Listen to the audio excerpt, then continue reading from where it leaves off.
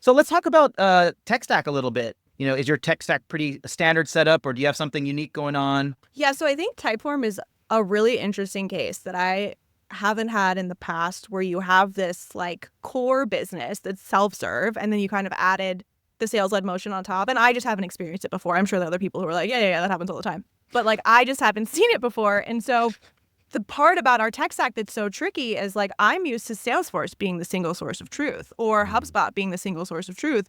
And here it's like our core business is more represented in the data warehouse than it is anywhere else. And then Salesforce more has the sales-led part of the business. And so understanding how those data pieces come together is something that, like, to be honest, I'm still working on. I've been here for 3.5, 4 months, right? It's tricky. And I think that that's what we struggle with the most, is figuring out how those pieces fit together and how we're not just putting emotion on top of another, because they have to, like in PLG, they have to serve one another. And yet if your tech stack doesn't support that, it makes it really, really hard. And so, we run into challenges sometimes of like, okay, do we have all the data points in the right places for people to action on them? Like, do we know everything we need to know?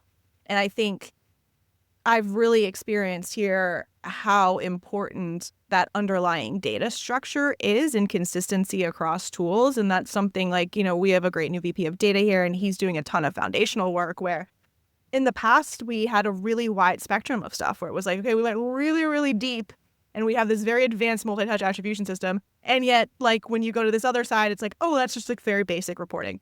So there's just like a very weird mix of like super deep, super surface level, but like no underlying structure that fully works. And so I think that happens to a lot of companies, right? Where you're growing fast and you're like taking opportunities where you see them and you're moving quickly. And I think now we're kind of taking a step back and like, we really need to shore up the foundation, because that's kind of what supports everything else.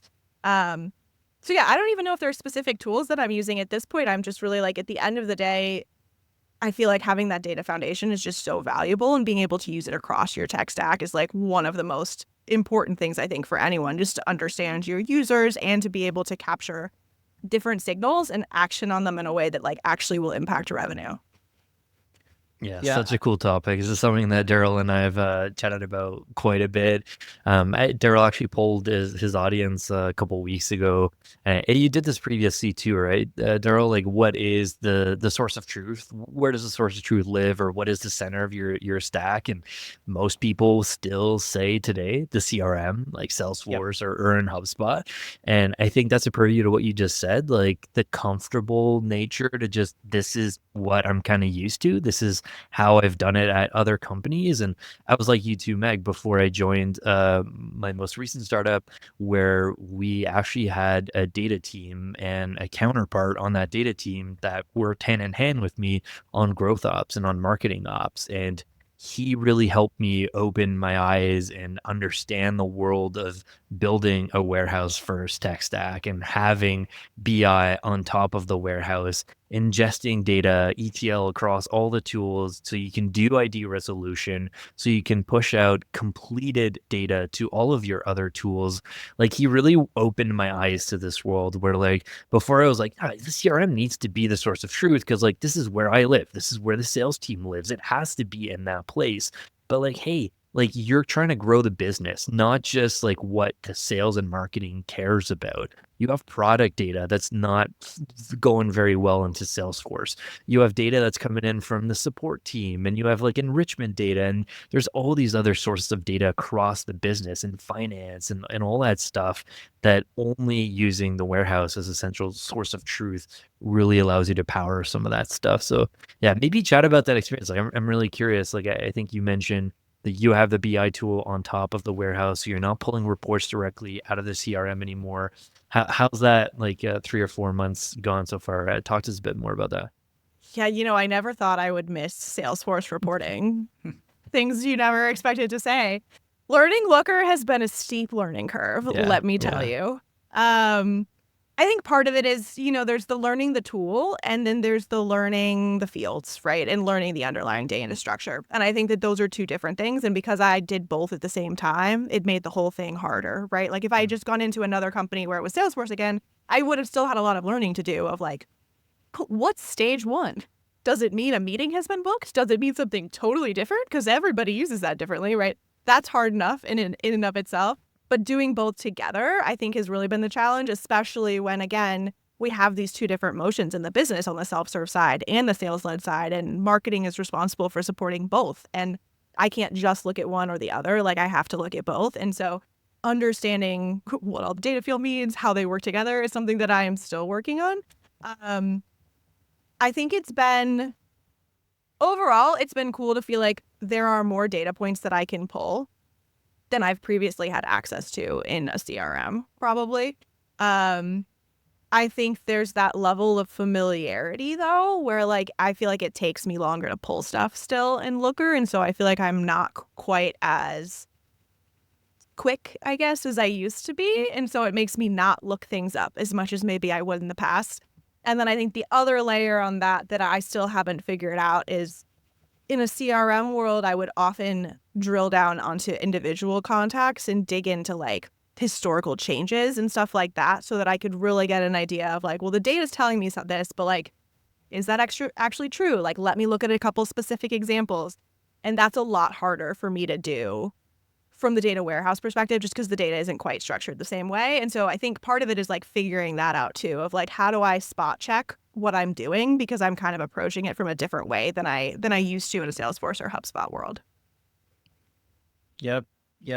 No, that makes a lot of sense. And yeah, I think I have this theory now that, you know, if your CRM is the source of truth, then your tech stack kind of is this like standard setup. You know what I mean? But then if you have the data warehouse as your single source of truth, all of a sudden your tech stack looks kind of different. You know, it's more composable, and it's more like, you know, it starts to shape around the data warehouse, which is super interesting. And I think it's also like, you know, thanks for sharing too, that you've had some, it's been a journey to try to learn Looker. You know, I don't know. I don't think you should do this, but in my past, I've been like, oh, you on my team, you're the Looker expert now. So, you know, when I need something, you're going to be the guy, and it's a growth opportunity for you. But anyway, no, I'm just kidding. Half kidding. I haven't done that, but maybe that's the tactic I should have taken, honestly. Yeah, you know, you never know. And I'm taking a look at the poll that Phil mentioned, and it's so out of 719 people, 55% say that the CRM is their source of truth, which is still more than half. But I will say, when I ran this poll like 2 years ago, it was like 70 to 80%. So the tides of change, they're upon us. Interesting. That is interesting to know. I would not have expected it actually to be that low. So yeah. Yeah, it's you know, gosh, Phil and I have talked about this like ad nauseum, but it's because all of the data, like there's more and more data about our customers, and that doesn't live in the CRM. So in order to personalize and understand and segment customers more, we have to have access to the data, and in as much real time as possible. And that the volume of data is just growing.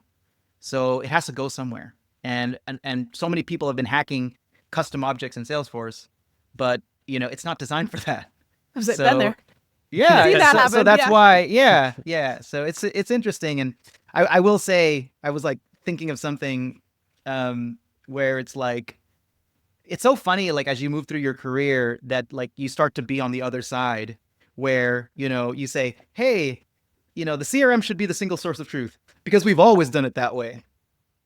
Isn't that funny? It's just like, no, it shouldn't be that. You shouldn't change it because we've always done it this way. So, and like now it's kind of us saying that, like, because I've said it too, like, no, like let's keep it as a CRM. But it is, I think, time for us to change and adapt. And sounds like you're doing that gracefully at Typeform, Meg. I would say I can't take any credit for it because it was already the state things were in. But yeah, I think that's kind of how they've been from the beginning. Instead of having the CRM be the single source of truth, like Salesforce was more of an addition more than anything else to support the sales-led motion. So I'm interested to see where we take it. And again, I think it's really just us investing in foundational parts of it to make it as effective as we need it to be.